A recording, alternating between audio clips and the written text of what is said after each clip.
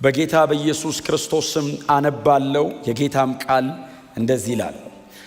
ይህም እነርሱን ከግብፅ ምድር ለማውጣት እጃቸውን በያዝኩ ጊዜ ከቀድሞ አባቶቻቸው ጋር እንደገባሁት ኪዳን አይደለም። ምክንያቱም እነርሱ በኪዳኔ አልጸኑም፣ እኔም ከእነርሱ ዘወር አልሁ ይላል ጌታ። ከዚያን ጊዜ በኋላ ከእስራኤል ቤት ጋር የምገባው ኪዳን ይህ ነው ይላል ጌታ። ሕጌን በአእምሮአቸው አኖራለሁ፣ በልባቸውም እጽፈዋለሁ። እኔ አምላካቸው እሆናለሁ፣ እነርሱም ሕዝቤ ይሆናሉ። ከእንግዲህ ማንም ሰው ጎረቤቱን ወይም ወንድሙን ጌታን እወቅ ብሎ አያስተምርም። ምክንያቱም ከታናሹ ጀምሮ እስከ ታላቁ ድረስ ሁሉም ያውቁኛል። በደላቸውን ይቅር እላለሁ፣ ኃጢአታቸውንም ከእንግዲህ አላስብም።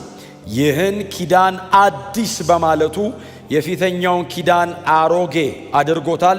ስለዚህ ያረጀ ያፈጀው የሚጠፋበት ጊዜ ተቃርቧል።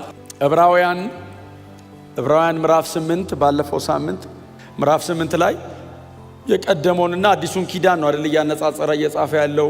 የዚህ ደብዳቤ ጻፊ እያነጻጸረ ያለው አዲሱና የቀደመውን ወይንም አሮጌውን ኪዳንና አዲሱን ኪዳን ነው በንጽጽር እየጻፈልን ያለው እና የመጀመሪያው ተነጋግረናል። የሌዋውያንና የክርስቶስን ክህነት፣ የሌዋውያንና የኛን የሊቀ ካህናቶቹንና የሊቀ ካህኑን የጌታ ኢየሱስ ክርስቶስን ንጽጽር ጨርሶ አሁን ደግሞ አዲሱና አሮጌው ኪዳን ላይ ወደ ንጽጽር ገብቷል የዚህ ደብዳቤ ጸሐፊ። ዛሬ ማብረን የምናየው አንዱ እሱን ነው። እስካለፈው ሳምንት ድረስ በጣም በስፋት ስናገር የቆየሁት ነኝ።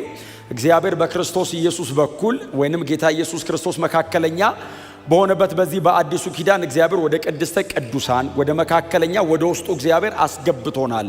ወደ መሃል መግባት ችለናል፣ ደርሰናል። አሁን ያለነው ቅድስተ ቅዱሳን ነው ብለን በክርስቶስ ኢየሱስ ያገኘነውን መብቱን በክርስቶስ ኢየሱስ ያገኘናቸው ነገሮች በጣም ስንከፋፈል እንደቆየን ተስፋ አረጋለሁ። ዛሬ ደግሞ በጣም ጥቂት እኛ በክርስቶስ የሚለውን እሱ እንዳለው ነው፣ ክርስቶስ ደግሞ በእኛ የሚለውን ደግሞ በጣም ጥቂት እሱን ለመናገር በልቤ ላይ ያለ ኪዳኑ እንደሱ ስለሆነ እግዚአብሔር ለኛ ያደረገው እግዚአብሔር በእኛ ላይ ያደረገው ከእግዚአብሔር ዘንድ ያገኘናቸው መንፈሳዊ በረከቶች ብቻ ሳይሆን ደግሞ እግዚአብሔር ደግሞ በእኛ ሕይወት ላይ ስለመገለጡ ቀጥሎ አሁን ያነበብኩት ከቁጥር 10 አካባቢ ጀምሮ ያነበብነው እሱን በጣም ግልጽ አድርጎ ያስቀምጠዋል። ቁጥር 9 ላይ ምንድነው የሚለው? ቁጥር 9 አብረን እንድንለው ይህም እነርሱን ከግብፅ ምድር ለማውጣት እጃቸውን በያዙ ጊዜ ከቀድሞ አባቶቻቸው ጋር እንደገባሁት ኪዳን አይደለም። ስለዚህ እግዚአብሔር እየነገራቸው ነው አይደል ያለው? እግዚአብሔር እየነገራቸው ነው ያለው። የዚህ ደብዳቤ ጸሐፊም ወደ ራሱ ሐሳብ አልመጣም አይደል? እስካሁን ድረስ አሁን ወደ ራሱ ሐሳብ አልመጣም። ወደ ራሱ ሐሳብ የሚመጣው ወይንም ማዛመዱን የሚሰራው ቁጥር 13 ላይ ነው። ቁጥር 13 ላይ ነው። እግዚአብሔርም ይህንን ኪዳን አዲስ ባለው ጊዜ ብሎ ወደ ንጽጽር የሚመጣው ቁጥር 13 ላይ ነው። እስካሁን ድረስ ግን ያለው እግዚአብሔር እንዲህ ብሏል ነው አይደል ያለው?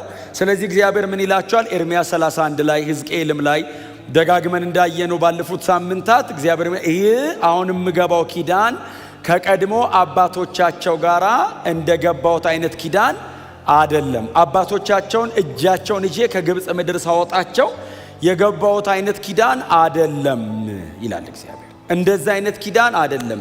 እግዚአብሔር ኪዳን አደርጋለሁ ይላል ሲላቸው የዕብራውያን ተደራሲያን ሊመስላቸው ስለሚችል፣ ምክንያቱም የብሉይ ኪዳን መጽሐፍት ባለቤቶች ስለሆኑ የብሉይ ኪዳን መጽሐፍት ተደራሲያን ስለሆኑ አባቶች የነሱ ስለሆኑ አብርሃም በሉት ይስሐቅ ያዕቆብ በሉት የመጀመሪያ ዕብራዊ ከዚህ በፊት ተነጋግረናል። መጽሐፍ ቅዱሳችን ላይ ዕብራዊው ተብሎ የተጠራው መጀመሪያ አብርሃም ነው። ስለዚህ ከአብርሃም ጀምሮ የአብርሃም ዲሴንደንት የምንላቸው የአብርሃም ፋሚሊስ በሙሉ የነሱ ናቸው። ስለዚህ ያዕቆብና 12ቱ አባቶች የአባቶች ነገድ መሪዎች በሙሉ የነሱ ናቸው። ሕጉ የነሱ ነው።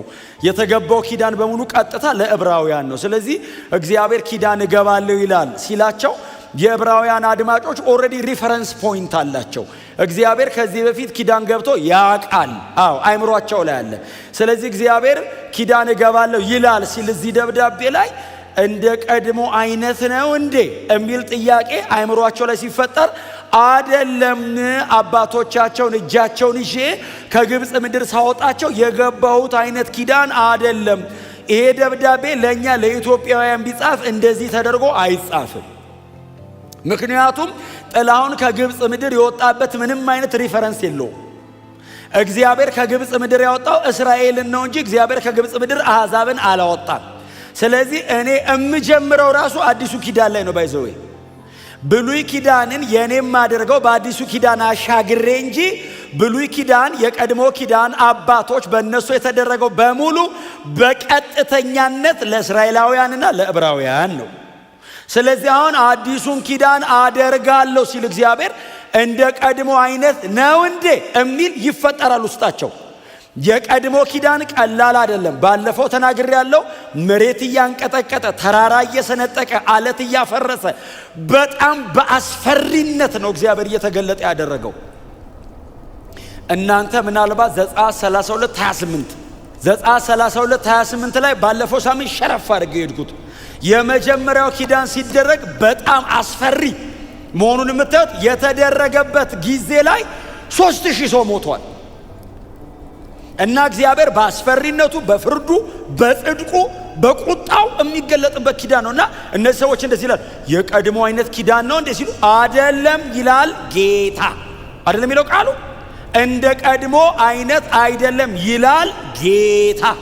ስለዚህ አሁን ይሄ ሰው የሚናገረው የብሉይ ኪዳን አይነት ኪዳን አይደለም የሚል አይደለም። የብሉይ ኪዳን አይነት ኪዳን አይደለም ይላል ጌታ ነው። አሁን ይሄ ሰውዬ እግዚአብሔር አዲስ ኪዳን ላይ የሚያደርገውን የከበረ ነገር ለማብራራት ሐሳብ ከውስጡ አያወጣም። እግዚአብሔር ተናግሮ ነበር ነው የሚለው። እነሱ ብሉይ ኪዳን የሚል ሪፈረንስ አላቸው። እሱ ደግሞ ለአዲሱ ኪዳን እግዚአብሔር ተናግሯል ብሎ ነበር ጌታ። መቼ? በአባቶቻችሁ ዘመን እናንተ እጅ ላይ ባለው የትንቢት መጽሐፍ መሰረት። ዝም ብሎ አዲስ ኪዳን እግዚአብሔር ያደርጋል ቢል የዕብራውያን ደብዳቤ የኢሲአርሲ አይነት ጉባኤ አይደለም። አሁን እናንተ አዲስ ኪዳን እግዚአብሔር ያደርጋል ብል ምንም ጥርጥር የለውም፣ አሜን ነው የምትሉት። ዕብራውያን ግን ምን ማለት ነው? ያኛውስ ሙሴን እንደዋዛ ማየት ነው እንዴ? ሲናን እግዚአብሔር እያነደደ ወርዶ እስከ ወገቡ ሲያቃጥለው ቀላል መስሏል ሊሉት ነው። ስለዚህ ሰውየው እንደዋዛ እንደማያልፉ ስለሚያቅ መነሻ ይላል ጌታ። ክብር ለኢየሱስ ይሁን። ስለዚህ የቀድሞ ኪዳን አይነት አይደለም። የቀድሞ ኪዳን ነግሬያቸዋለሁ። የተደረገ ቀን 3000 ሞቷል። ይሄኛው የተደረገ ቀን 3000 ድኗል። ያኛው ዘጸአት 32:28 ላይ 3000 ረግፏል። ይሄ ሐዋርያት ሥራ ምዕራፍ 3 ላይ 3000 ድኗል። የመጀመሪያ ልዩነታቸው ራሱ ይሄ ነው። አይነቱ ራሱ የተለያየ ነው። ይሄኛው ማዳኛ ነው። ጸጋና ፍቅር አለው። ይሄኛው ግሬስና ላቭ አለው። ያኛው በመላእክት መካከለኛነት የተደረገ ነው። ይሄ ደግሞ ቀጥታ እግዚአብሔር ያደረገው። ጌታ ይባረክ። ከዛ ቁጥር 10 ቁጥር 9 የዛ አይነት አይደለም አለ እግዚአብሔር። ኦኬ እግዚአብሔር ያኛውን ኪዳን ነው ከመንገድ አስወጣው ማለት ነው። አዎ ታዲያ ምን አይነት ነው የሚያደርገው? ያው ቁጥር 10 ከዚያን ጊዜ በኋላ ከእስራኤል ቤት ጋር የምገባው ኪዳን ይህ ነው ይላል ጌታ።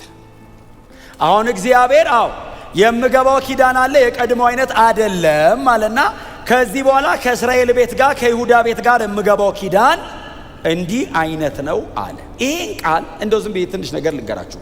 ከእስራኤል ቤት ጋርና ከይሁዳ ቤት ጋር የሚለው ቃል በጣም አሁን እነሱ ዕብራውያን ስለሆኑና ቀጥታ የዚህ ደብዳቤ ጸሐፊ እንደ ኮት አድርጎ ያወጣት ጥቅስ ስላለች ነው እንጂ እግዚአብሔር አዲሱን ኪዳን ያደረገው ከእስራኤል ቤትና ከይሁዳ ቤት ጋር ብቻ አይደለም፣ ከኛም ጋር ነው። እግዚአብሔር ዩኒቨርሳሊ በልጁ በክርስቶስ ኢየሱስ ከሚያምን ከየትኛውም የሰው ዘር ሁሉ ጋር ነው ኪዳን ያደረገው። አሁን ግን ለዕብራውያን ስለሆነ የሚነገር ከእስራኤል ቤትና ከይሁዳ ቤት ጋር ሲል እናንተ ጋር ብቻ እግዚአብሔር ኪዳን አድርጓል የሚል አይደለም ትምህርቱ። ቀጥታ በኤርሚያስና በሕዝቅኤል በኩል የተነገሩ ትንቢቶች ለእስራኤል ቤት የተነገሩ ትንቢቶች ናቸው። ኤርሚያስ ቆሞ ሲናገር ይሄንን ኪዳን ከአሦራውያን ጋር አደርጋለሁ ይላል ብሎ አይናገርም። ይሄንን ኪዳን ከባቢሎናውያን ጋር ከጥቁሩና ከነጩ ጋር አደርጋለሁ ይላል ብሎ ትንቢት አይናገርም። በሰሜንና በደቡብ እስራኤል መካከል የሚነሱ ነቢያት ስለሆኑ ቀጥታ መልእክታቸው የሚመጣውም ለዚያው ቤት ነው። ስለዚህ እግዚአብሔር እንደዚህ ይላል፣ ከእስራኤልና ከይሁዳ ቤት ጋር የተለየ ኪዳን ወይንም አዲስ ኪዳን አደርጋለሁ። አዲሱ ኪዳን ግን እኛንም ይጠቀልላል።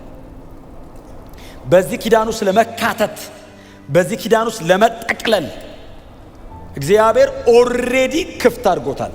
በክርስቶስ ኢየሱስ ማመን የሚል ቅድመ ሁኔታ ብቻ ነው ያስቀመጠው።